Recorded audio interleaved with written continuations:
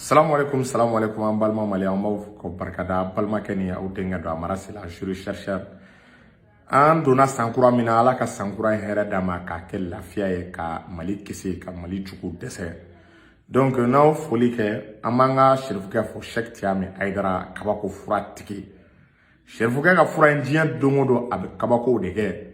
A bɛ bana dɔw furakɛ mɔgɔw yɛrɛ sigilen tɛ ni bana minnu ye. I b'a ta bana min kama i b'a sɔrɔ a bɛ bana wɛrɛ furakɛ la min tɛ o bana yɛrɛ. Donc Serifukɛ ka fura a bɛ tension, diabète, rein dimi, furudimi, kɔdimi, fasadimiw a ka ɲi nin bɛɛ ma. A ka numéro ye 78 78 03 03. Segikaw ye prix belebeleba di Cheick Thiame Aidara ma. K'a ka fura ko ye lakika ye, ko ye tiɲɛ ye fura in kɔnɔ. O tɛmɛlen kɔ k'an ka kutubu n'an ka waliw fo Cheick Lassana Kanɛ belebele a bɛ se ko a tɛ taa a tɛ mɔgɔ ci. Mais chaque fois ni ko bloquera Mali ko la wuli bɛ kɛ k'ale de sɛgɛrɛ wa a bɛ ko débloquer. N'ale ye min débloquer o y'o débloquer ne. Donc Lassana Kanɛ n'an y'a fo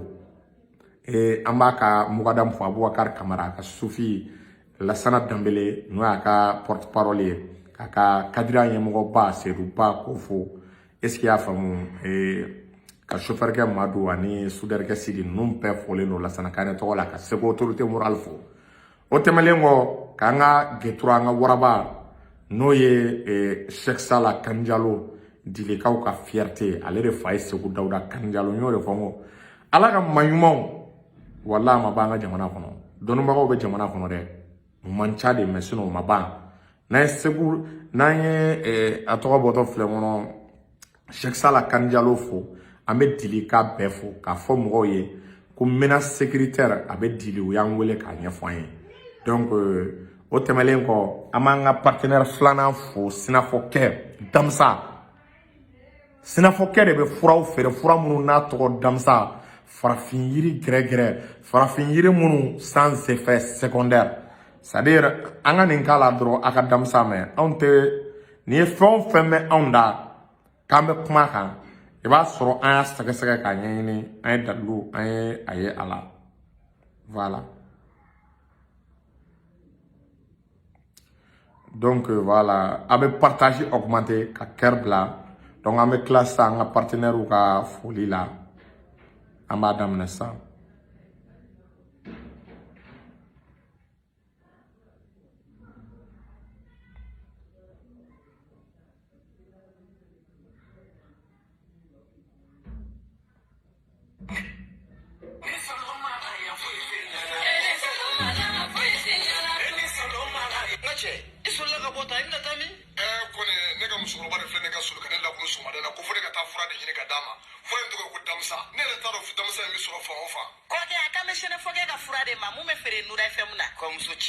Fura in ka ɲi kosɛbɛ fura in tɔgɔ de ko Damsa kabini ne ye fura in sɔrɔ waati min na lafiyara ni dɔ banna dɔrɔn n bɛ taa dɔ ta k'a daminɛ mɔgɔ joli sira bɛɛ lajɛlen fura in bɛ boli a bɛɛ lajɛlen na mɔgɔ bɛ fili i niyɔrɔ dumuni ma nka i niyɔrɔ kuma i tɛ fili o ma ne yɛrɛ de ye Sinafɔkɛ ye a ye fɛn o fɛn fɔ fura in na a bɛ fɛn kɛ min ka jugu ni nin bɛɛ ye n ko don dɔ la ne dɔnbaga dɔ y'a terimuso su ka kɛ ne ka fura in kan k'a san musokɔrɔba ko ale dan t'a denmuso ka kɔnɔdimi in ban cogo la tuguni nka a dara la don kelen a ye bidɔn 1 san o kɔfɛ a nana bidɔn 5 de san sisan ne n'o kɛra teri k'a sababu kɛ Ala ni den in furakɛli kama Ala barika la bi ne y'a ye jamana ɲɛmɔgɔw sera ka papier ta k'a di an ma n'an k'a ma ko carte professionnelle o tɛ kɛ gansan ni ko ma kɛ ko t'i dɔn fura in bana mana k'i farikolo fan o fan fɛ a bɛ don k'a sama ka bɔ farikolo la pewu k'i lafiya k'a kɛ i n'a fɔ i bolo cogo Damsa fura lakika don o kɔfɛ an ye sɛgɛsɛgɛli kɛ fura wɛrɛw la kɛrɛnkɛrɛnnenya i n'a fɔ diabète ani tension k'an tɛgɛ da a bana kisɛ yɛrɛ kan walasa an ka se ka mɔgɔw nafa ni a ye k'o fara Damsa ko in kan ni Ala sɔnna ma an ka se ka mɔgɔw bɔ u ka degun kɔnɔ.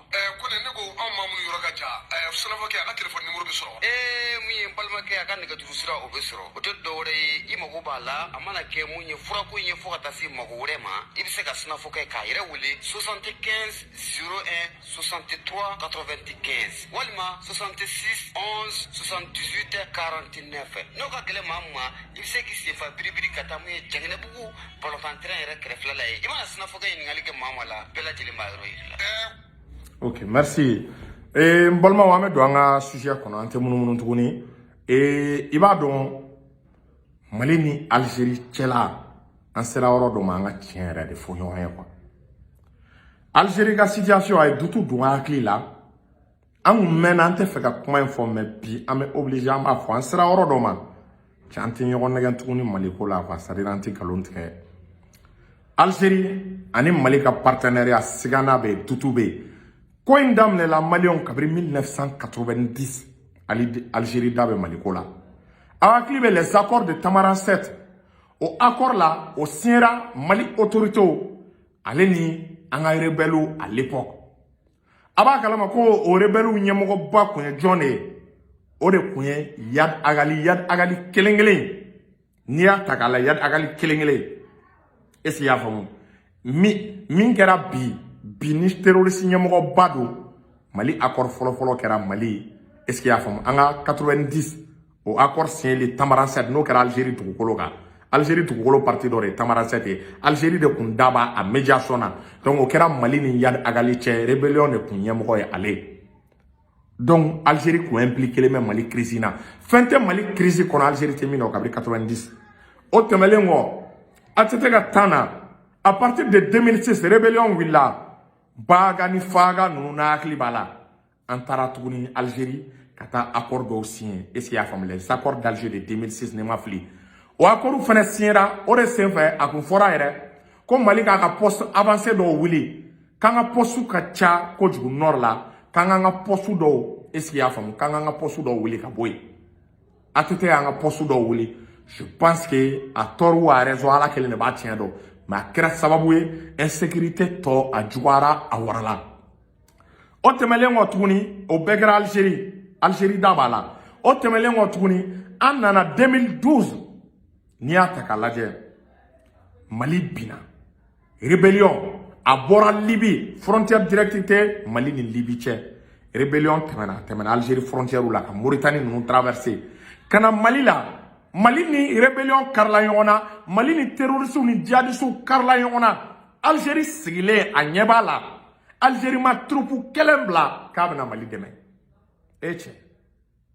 c'est-à-dire an bɛ se k'o faamu cogo di o jamana kelen est-ce que y'a faamu halisa o de da bɛ anw ka ko la o de da b'anw ka crise la Algérie ma dɛmɛ bila ka na an ma Mali n'a hakili b'a la 2012 ka na 2013 la terroristes ko k'u bɛ avancer vers Bamako Algérie kun bɛ yen France ye intervention min kɛ a se kun bɛ Algérie ka intervention kɛ mais a ma sɔn cɛ dɔ an sera niveau dɔ ma an ka ɲɛ yɛlɛnɛ o de senfɛ 2014 Mali Musa Mara ye tagali min kɛ Kidal o senfɛ n'a kɛra sababu ye an ye Kidal perdu ani rebelles an ma bɛn fɔ la ko jijara Algérie de taara ka na ni solution dɔ ye n'o ye accord d'Alger mɔgɔw tɛ min dɔn Algérie de ye ni solution fana proposé dɛ médiation aw bɛ médiation kɔrɔ dɔn n bɛna médiation kɔrɔ fɔ a ye o kɔrɔ ye parti fila sigilen bɛ u ma bɛn a la médiateur ye mɔgɔ ye ale bɛ proposition de kɛ a bɛ taa solution dɔ sigi a bɛ taa solution dɔ sɛbɛn sisan n'o solution sɛbɛnna a bɛna proposer parti fila ani ɲɔgɔn cɛ donc n'aw sɔnna a ma est-ce que y'a faamu médiateur sen bɛ bɔ a la aw b'a sen ani ɲɔgɔn cɛ accord d'Alger Algérie de y'a bɛɛ proposer Algérie de y'a proposer o proposition na Mali ani SEMA u ye amendement fitinin k'a la accord d'Alger bon o accord d'Alger bɛɛ b'a dɔn a ye Mali siri a ye Mali tɛgɛ fila de tɔnɔ min k'a da kɔrɔ accord d'Alger Algérie ye min proposer anw ye a bɛɛ n'Ala cɛ Algérie yɛrɛ tɛ sɔn ka appliquer a ka jamana kan aw ka taa dɔrɔn ko Algérie ko n'o k'a sɔrɔ u ye accord min proposer ni Algérie bɛ sɔn ka appliquer a ka jamana kan bon kabiri 90 ka na se sa ma rébellion tɛ ban anw t'an yɛrɛ sɔrɔ don o don anw bɛ ɲɔgɔn donni ka taa Algérie IBK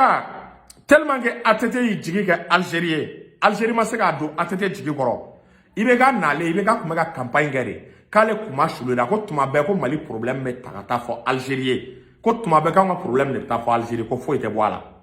ko n'ale nana ale IBK k'an ka kuma tɛ taa fɔ Algérie IBK nalen IBK tun bɛ ka cɛya kɛ mais an bɛ bɔ min kalama 2014 Mali kɛlen ka Kidal perdu IBK yɛrɛ bolila ka taa Algérie ka taa accord signé est-ce que vous voyez parce que problème ye fɛn dɔ de ye n'i ye ko in ta k'i b'a lajɛ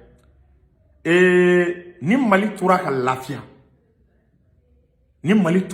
a bɛ na ni basigibaliya ye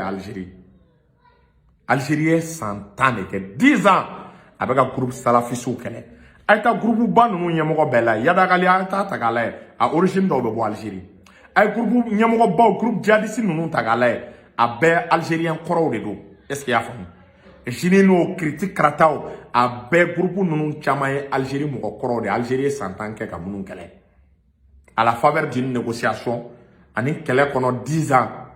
Algérie sera la solution sur donc au moment nous où Algérie to olu de be fologo falakala Mali nord yanfana tuma chama wa nga rébellion fin be wuli e ba soro groupe djihadiste sembala donc ni bebeke Algérie sigilen nya bala atekuma ame ina minko Algérie ga guerre d'indépendance la Modibo Keïta Algérie demain eche ka minan duma Algérie ga keleke chow nous banala ou bena Mali territoire la Mali bu furake anga historien yininga ni Algérie ga rebelu kunana Mali la Modibo Keïta ga tana Mali kumu munere ku di Algérie ma eche mun Algérie se ko boya masake kan Algérie ga président mi na bana Bouteflika mo mo ko Bouteflika Algérie ga indépendant la ko Bouteflika kun to le be gaho Bouteflika kun to le me gaho est-ce qu'il y a femme eche Mali fin jama Algérie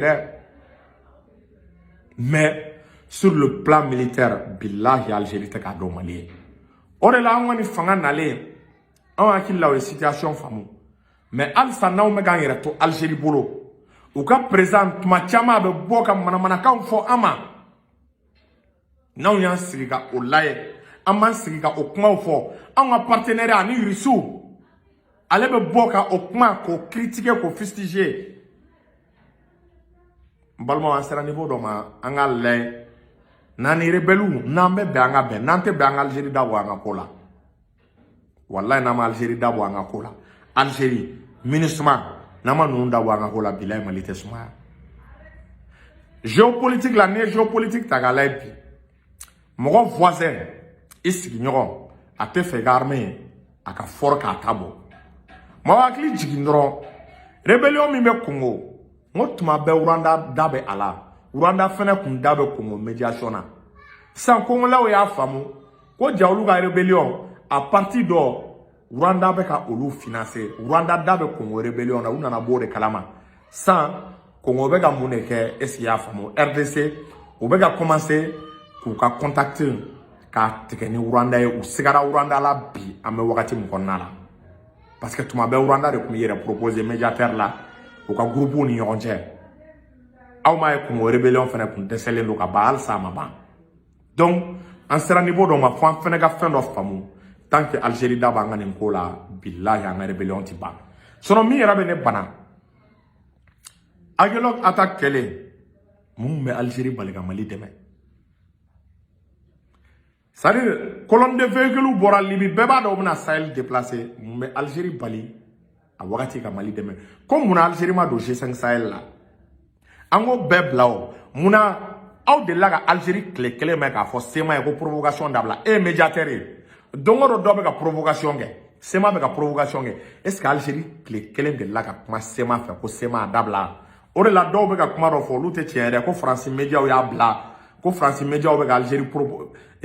Algérie président ka kuma o yelema o bien ka dona a be kalo kuma be ka fa be Algérie kono Algérie te fait Mali ka armée je vous jure Algérie te fait Mali ka armée Mali ka ke puissancier ka ale Algérie ka kun ale ndama la Sahel kono Algérie be fa ale kele ne ka ke géant et Sahel kono parce que Algérie ba don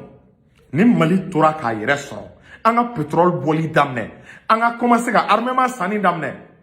Algérie ba don insécurité be ka Mali sangane mga insécurité be ta retourner Algérie fene parce que nous nga zawad la rébellion inflé jamana nous yagamine ne do Mali Algérie Niger ou ga azawad ko calcul la mu Algérie partie do bala Niger partie do bala ore la be population soro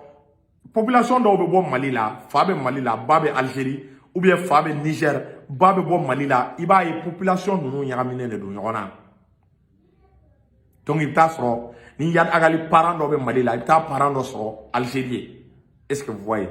mon service de renseignement do français de la gafo ko le yad agali localiser ka be Algérie ko droit au boulot ko kata est-ce qu'il y a famu yad agali frappé bila côté Algérie présent comment aya fo yaga comment élément c'est que sûr depuis 90 ka se bima Algérie dabe Mali crise la Mali crise ateka sumaya Mali crise teka ban dongo do rebellion ne bega wuli c'est que en sera niveau do ma nga partenaire anga yelemati anga limania anga mbolo bo jamana do bolo ori la anga transition na lem fleur nous mani famu u ka bla kuna u te se ka négocier ka atete bo u te se ka négocier ka ibeka bo donc comment ya olu bolo yoromna anga na amere ko négociation mena se ka o konya o rola partenaire do be ambe je olu ko de ka olu bla na Algérie bla ame mune ke solution en sisa ame minga solution mali o mo foyer o ye bi amta atogo boto flengo Iran fene no fe parce que Algérie ni Russie kadi bi Mali yere ni Russie kadi pays bebi ga intérêt de nyina est-ce que vous voyez e ba soro Algérie ni Russie ka vision te clé Mali chessiona force est de constater Russie quelle est sa ga sécurité ke bi parce que bien on en a bois kalama Algérie problème ya Mali ma on en a bois kalama France problème ya Mali ma on en a bois kalama autant problème ya Mali ma donc on a un partenaire de tia partenaire munu mbese ka andeme kosobe bi am magobe des bases iraniennes iranga base wa magoba la nord là parce que nous kera ça une conjonction des forces iraniennes des forces russes ka fara Mali armée ka problème faut te sega Mali déstabiliser tukuni am sega mbolo bo Algérie bolo ka soro risque tala am sega mbolo bo est-ce qu'il y a famu autant jamana be bolo ka soro risque faut tala Mali sega déstabiliser parce que bi ni rebelle nous jagelale ou ba donc à fort Algérie peut soutenir indirectement au même titre que la France Algérie ni France a vision pratiquement béclé Mali dossier ko là Algérie ba la tuma be accord d'Alger France ba la accord d'Alger ima Algérie ni France be ka rapprocher c'est-à-dire au be ka rapprochement que am wakati mo konna la o est tient de foni mo gompe fa kay bi France ni Algérie ka so nyona ou ka position dans le Sahel a be position que le am wakati mo konna la tiens sera niveau do ma ame tien fo ka jamana jo stratégie manga autorité au bolo stratégie ou ka yelema Algérie te nabu kono ko Algérie be ko ka Algérie dato Mali la Mali crise la ani rebelu che ko Mali bina suma no de bu kono ko stratégie bla ou ka stratégie wore lay est-ce qu'il y a fo o de te dore ka ta partenaire kura yini ante la fia soro ka Algérie dato anga crise la wallahi an sera niveau do mante tien do Mali ona sauf les kenefle ko bébé autorité au de niveau là nous ma solution in Algérie ko ina non seulement accord na appliquer ante an yera soro ni accord appliquer na Mali tonomada to tar mo be commencer o betke autorité o munu meka amara o bena tekanga transition na nous dun tegera la anga na yogo daga conséquences amano ene kumene fa ka daw klo ka balma ke na o denge amara sila je cherche transition a o nyele Algérie te sega Mali keleba